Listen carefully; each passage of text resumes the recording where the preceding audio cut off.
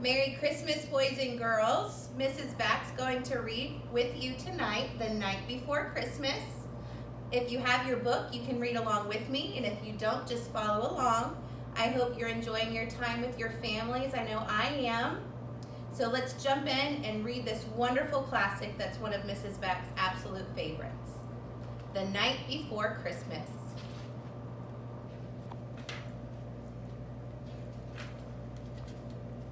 'Twas the night before Christmas,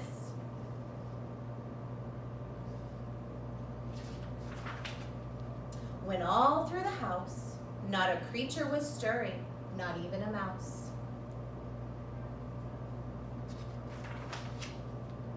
The stockings were hung by the chimney with care, in hopes that St. Nicholas soon would be there.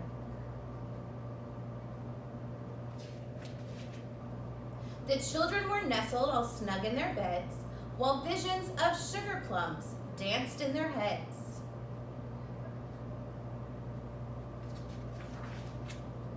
And Mama in her kerchief and I in my cap had just settled down for a long winter's nap, when out on the lawn there arose such a clatter.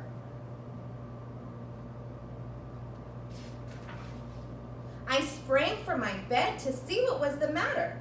Away to the window I flew like a flash, tore open the shutters and threw up the sash. The moon on the breast of the new fallen snow gave a luster of midday to objects below.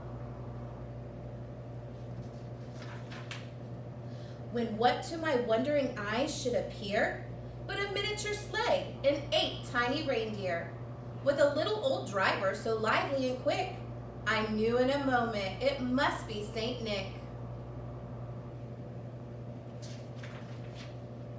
More rapid than eagles his coursers they came, and he whistled and shouted and called them by name.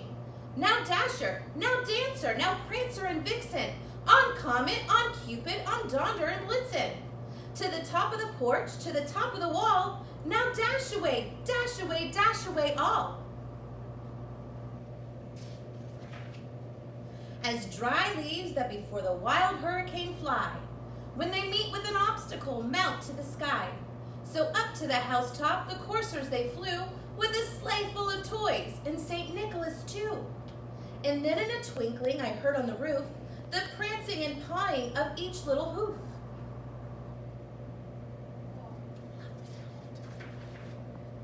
As I drew in my head and was turning around, down the chimney St. Nicholas came with a bound. He was dressed all in fur, from his head to his foot, and his clothes were all tarnished with ashes and soot. A bundle of toys he had flung on his back, and he looked like a peddler just opening his pack. His eyes, how they twinkled, his dimples how merry. His cheeks were like roses, his nose like a cherry. His droll little mouth was drawn up like a bow, and the beard on his chin was as white as the snow.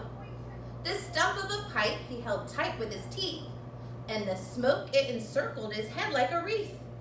He had a broad face and a little round belly that shook when he laughed like a bowl full of jelly. He was chubby and plump, a right jolly old elf, and I laughed when I saw him in spite of myself. A wink of his eye and a twist of his head soon gave me to know I had nothing to dread.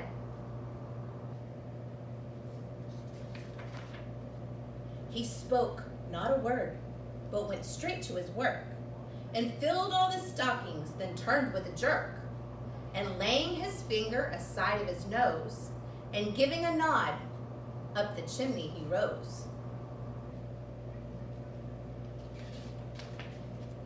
He sprang to his sleigh, to his team gave a whistle, and away they all flew like the down of a thistle. But I heard him exclaim as he drove out of sight, "Happy Christmas to all, and to all a good night." I hope you enjoyed that as much as I did. Merry Christmas, boys and girls. Enjoy time with your family. See you in January.